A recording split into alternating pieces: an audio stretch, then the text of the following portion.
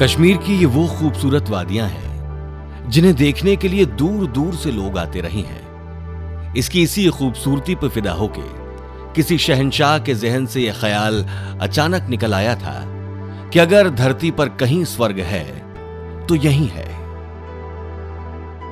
ये वही वादियां हैं जिसकी सुबह की ठंडक में चिड़ियों की चहचहाहट की गर्माहट घुली आती है। ये वही चीड़ और देवदार के पेड़ हैं जिनकी पत्तियों से ओस की टपकती बूंदें गालों पर ऐसी गिरती हैं कि मानो कुदरत ने खुद प्यार से उन्हें चूमा हो।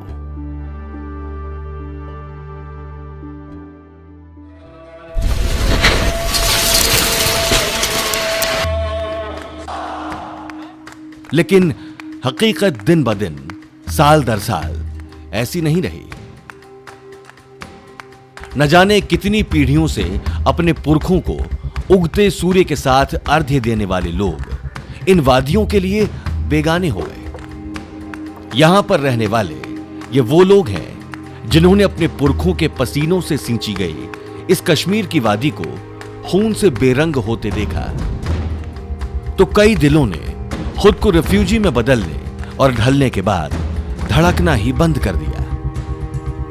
रिफ्यूजी कैंप की यह दास्तान घाटी में रहने वाले उस हर शख्स की कहानी है जिसने कश्मीर की खूबसूरत वादियों में नफरत की धुंध को फैलते देखा है। और ये महज कहानी भर नहीं है, ये वो लोग हैं जो कश्मीर की बिखर और बिसर चुकी विरासत और संस्कृति से रूबरू कराते एक जीते जागते दस्तावेज हैं। वादियों की बेपनाह मोहब्बत के बीच भाई भाई की तरह रहते ये लोग कब नफरतों के शिकार हो गए पता ही नहीं चला।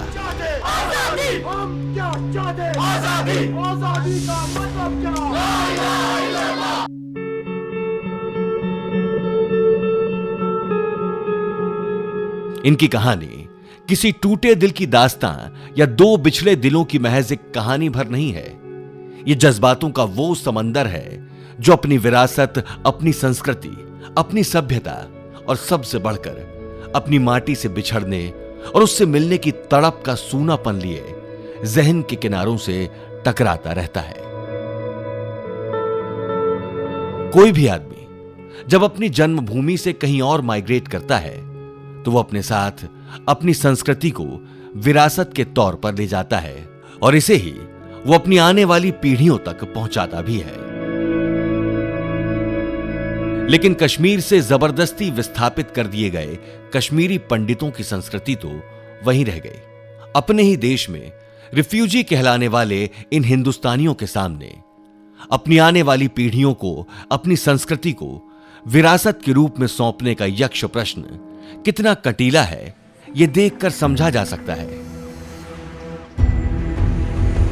हमें पता था 1 महीने या 2 महीने के बाद हम वापस आएंगे, ऐसे होकर 25 साल हो गए। अगर जाएंगे तो उधर किस जगह पर रहेंगे?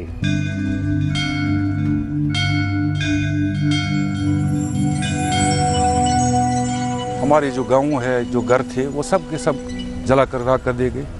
वहाँ बंजर है, जो हमारी जमीन है, उन पर नाजायज कब्जे के मंदिर जलाए गए। इनके सीने में कैद है वो दर्द जिसे भुलाने के लिए न जाने कितनी रोशनियों को, कितने अंधेरे रास्तों का सफर तय करना पड़ा।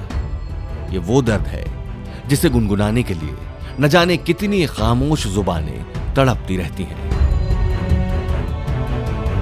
The families of all the Kashmiri Pandits, they were in hell. They were scared. I know a Kashmiri Pandit, he grew a beard. He wanted to give this impression to the people that he was a Muslim. Refugee camp में वो हर नौजवान जिसने अपने जीवन के लिए एक सुंदर भविष्य की कल्पना की थी, कहीं अंधेरे कोनों में पड़ा महज एक कहानी बनकर रह गया है।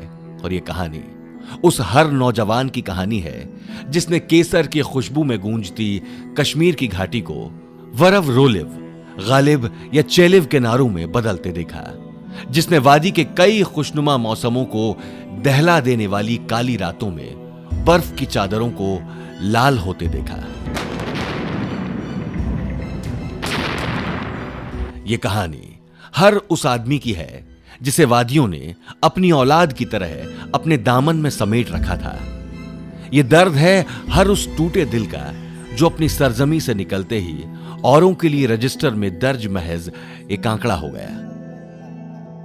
ये कहानी है उस इस्लाम की जिसे पाकिस्तान में कहवे की गर्म चुस्कियों के साथ मौसीकी में पेश किया जाता है और वादी में बंदूक से निकलने वाली गोलियों की शक्ल में।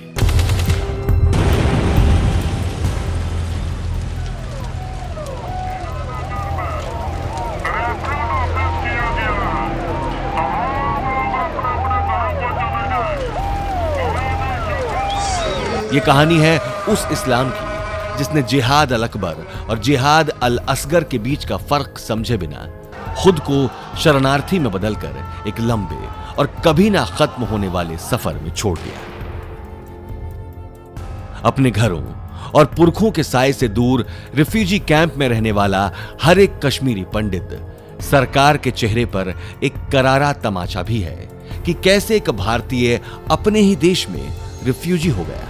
उसके चेहरे से उसकी कश्मीरियत की पहचान मिटा दी गई। कैसे उसकी आंखों के नीले कत्थई रंग की रौनक की जगह दहशत से भरे सुर्ख लाल रंग ने ले ली।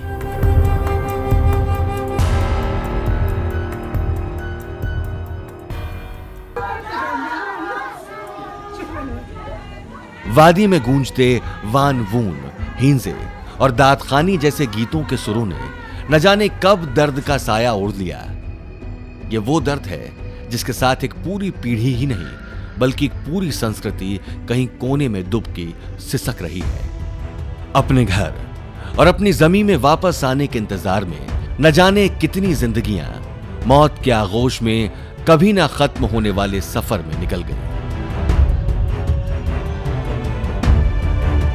इन कश्मीरी पंडितों के दिलों में दर्द से उपजा वो गीत है जिसे गुनगुनाने का लहजा हम सब के दिल में कहीं टीस बनकर सिमट कर रह गया है। ये कहानी है मेरी भी और आपकी भी, क्योंकि ये कहानी है वादियों में रहने वाले हमारे हम वतनों की।